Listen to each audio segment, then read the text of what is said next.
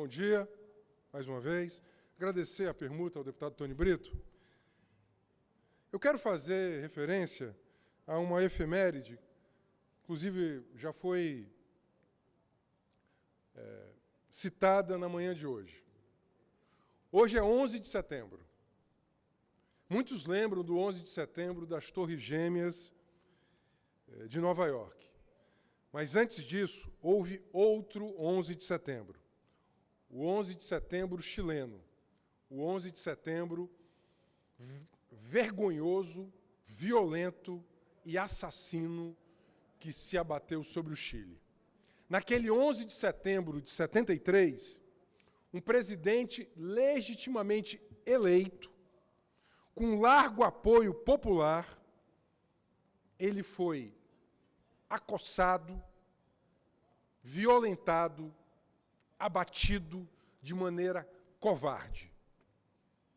Tropas do seu próprio país, que haviam lhe jurado lealdade, dão um golpe de Estado no dia 11 de setembro de 73 e iniciam uma das mais sangrentas, com mais de 3.000 assassinatos, uma das mais sangrentas ditaduras, que foi o pinochetismo, a ditadura de Pinochet no Chile.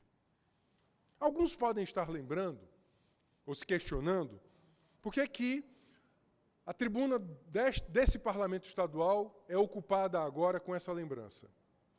Porque é necessário não esquecer para não repetir. Passados 46 anos, é preciso lembrar que aquele liberalismo radical, ele se utilizou da covardia e da violência para implementar o seu programa econômico. Os chamados Chicago Boys, e que inspirados por Milton Friedman, na época da Universidade de Chicago, desenharam a política econômica do Chile, baseada na privatização de todos os serviços públicos, na desconstitucionalização de direitos e na assunção de um Estado chamado Estado subsidiário, que não era mais, portanto, o Estado social, não era o Estado garantidor de direitos, mas era o Estado fiador do mercado. É necessário lembrar o que aconteceu no Chile, há 46 anos atrás, para pensar que hoje o Brasil tem um ministro da Economia cujo exemplo é o exemplo chileno. O Brasil tem um ministro da Economia cujo paradigma e modelo é o modelo chileno. É por isso que destas vozes que hoje ocupam o governo federal saem opiniões de defesa da violência. O ultraliberalismo radical, ele precisa da violência para implementar o seu programa.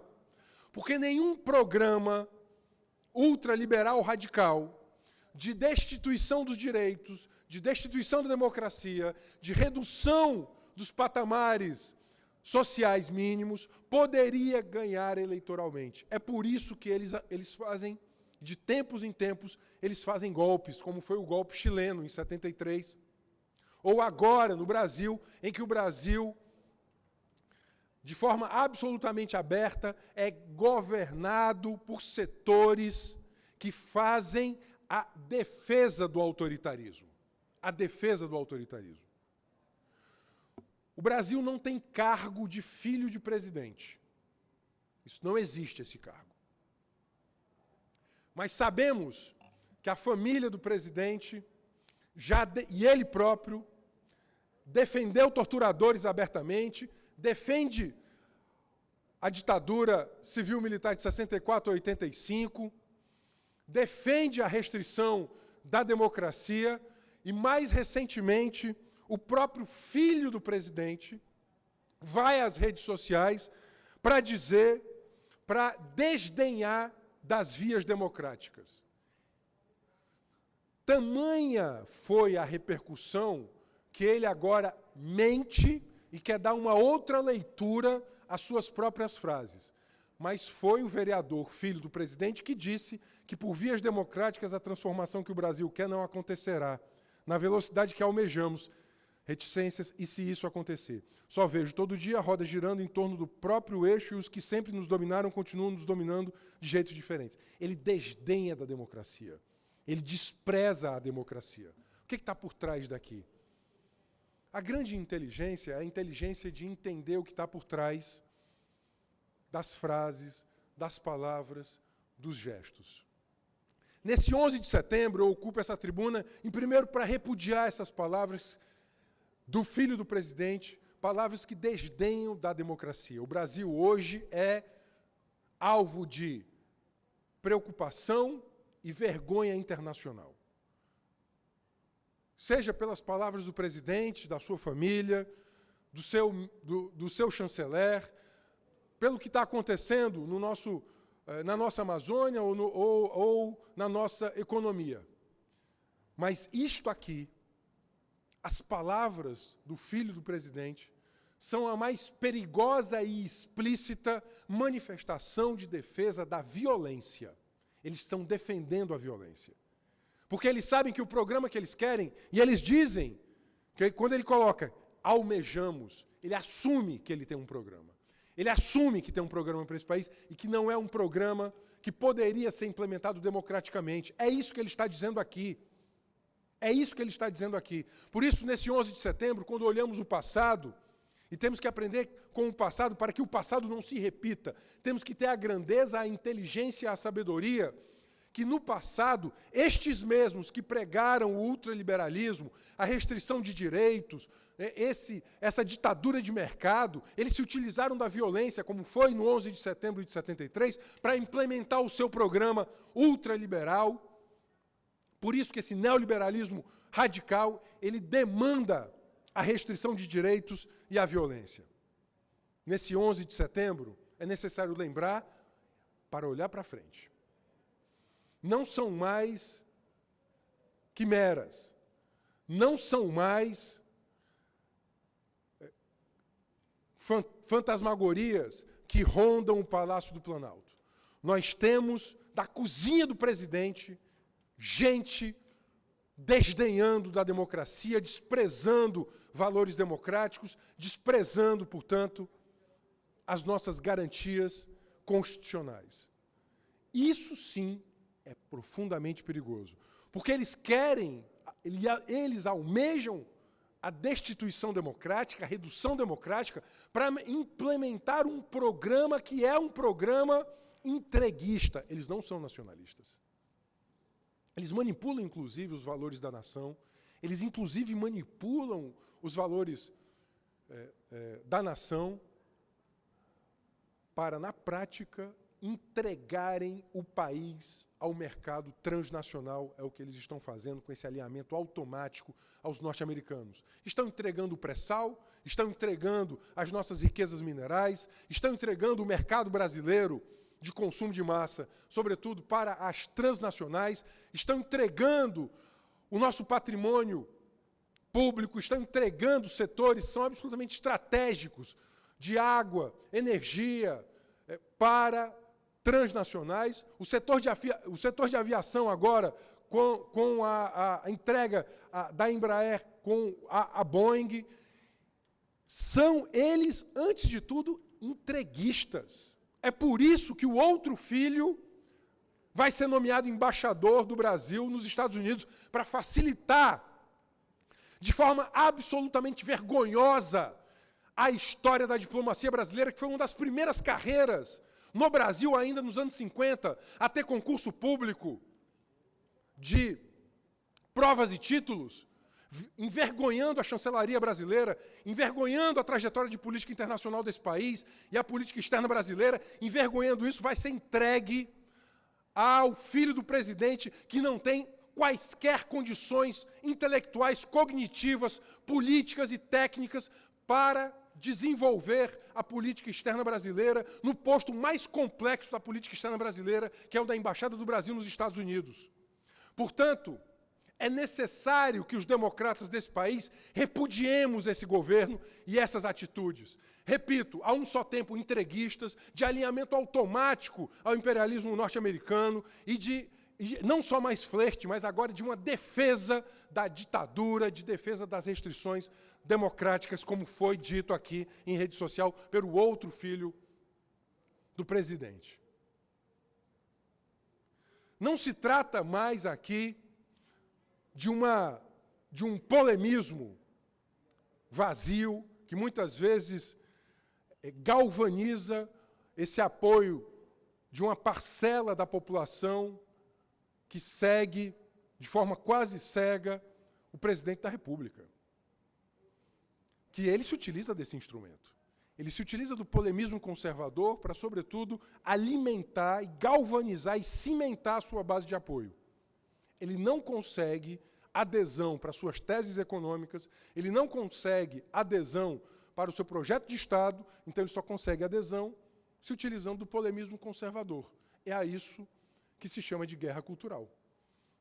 Bolsonaro, ele faz todo o tempo guerra cultural. O que é isso? Ele disputa a hegemonia a partir dos valores, sobretudo da disputa da ordem moral na sociedade. Mas o que eles querem, na prática, é entregar o país, restringir os direitos e restringir a democracia. Isso está dito.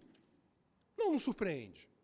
Dado que quem homenageou o torturador na votação do impeachment, quem homenageou a ditadura durante seus 27 anos de parlamentar, não poderia agora ser diferente.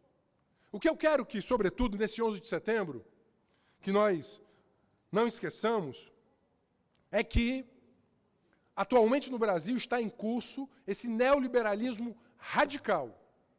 Restrição de investimentos em educação, cortes na educação pública, cortes nas bolsas de ciência e tecnologia, privatização de serviços públicos, restrição a benefícios socioassistenciais, através de uma reforma da Previdência, que é uma reforma contra os pobres, 3 reformas trabalhistas sequenciais que estão destruindo a proteção social do trabalho. E que país pode ser democrático se não proteger o seu trabalhador e a sua trabalhadora? E um alinhamento automático ao que há de pior de política econômica, que é esse rentismo vil e cruel. Paulo Guedes, 46 anos depois, é a nossa expressão daquilo que foram os Chicago Boys para o Chile de 73. É necessário olhar o Chile de 73, em que um presidente foi assassinado covardemente, em que mais de 3.000 pessoas foram assassinadas, em que se criaram campos de concentração e tortura, para pensar o seguinte: por que eles fizeram isso? Eles fizeram isso porque, sobretudo, alinhados que estavam aos americanos, eles queriam implementar um programa político contra o povo. Para isso, o povo teve que ser silenciado, calado. Né?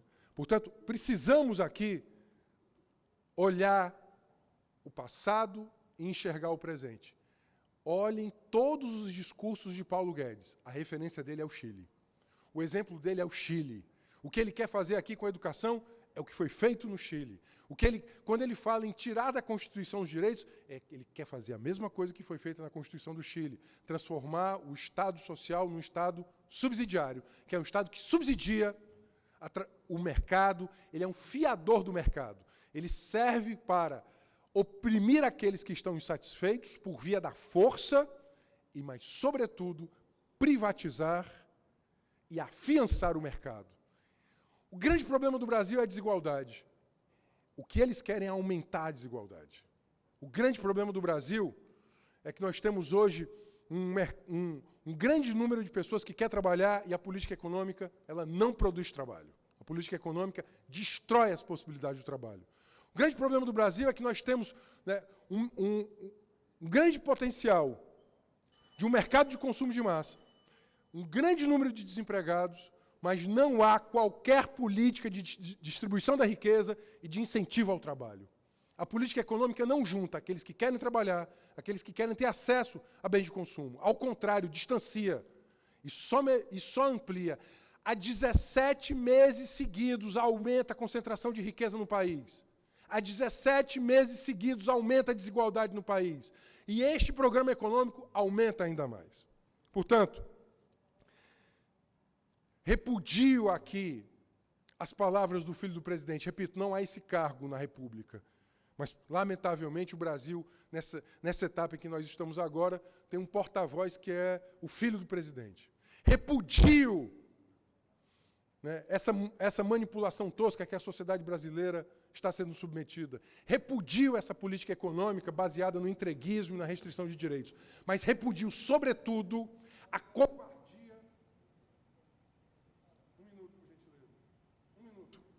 Repudio a covardia daqueles que desdenham da democracia. Isso está para além das nossas convicções ideológicas nesse exato momento aqui nesse parlamento. Nós temos que fazer uma grande frente antifascista, uma grande frente pela democracia e pelos direitos. Pelo que eu concluo, senhor presidente, lendo 2 pequenos trechos da carta de um homem que, em imensa altivez, sabia que ia morrer pela covardia daqueles que lhe golpearam há 46 anos atrás. Nesse momento definitivo, o último em que eu poderei dirigir-me a vocês, quero que aproveitem a lição. O capital estrangeiro, o imperialismo, unidos à reação, criaram o clima para que as Forças Armadas rompessem sua tradição, que lhes ensinara o general Schneider e reafirmara o comandante Araya. Vítimas do mesmo setor social que hoje está esperando, com as mãos livres, reconquistar o poder para seguir defendendo seus lucros e seus privilégios. Dirijo-me a vocês, sobretudo, a mulher simples de nossa terra, a camponesa que nos acreditou, a mãe que soube de nossa preocupação com as crianças. Dirijo-me aos profissionais da pátria, aos profissionais patriotas que continuaram trabalhando contra a sedição auspiciada pelas associações classistas que também defenderam os lucros de uma sociedade capitalista. Dirijo-me à juventude, aqueles que cantaram e deram sua alegria e seu espírito de luta. Dirijo-me ao homem do Chile, ao operário, ao camponês, ao intelectual, aqueles que serão perseguidos, porque em nosso país o fascismo está há tempos presente, nos atentados terroristas, explodindo pontes, cortando vias férreas, destruindo os oleodutos e os gasodutos. Frente ao silêncio daqueles que tinham a obrigação de agir, estavam comprometidos. A história os julgará. 46 anos se passaram desde que Allende proferiu esse seu último discurso. 46 anos se passaram. Estamos hoje no Brasil, muito distante daqueles 46 anos. Mas uma coisa, lamentavelmente, nos liga a 46 anos atrás. Temos um ministro da Economia que tem isto aqui como exemplo, o ultraliberalismo radical do Chile, e temos vozes na República que defendem a violência contra a democracia. Em defesa da democracia, das liberdades democráticas, da nossa Constituição, nós, os democratas, de todas as cepas, de todas as ordens, temos que nos juntar numa grande frente em defesa dos direitos e da democracia, para que nunca se esqueça, para que nunca mais aconteça. Muito obrigado.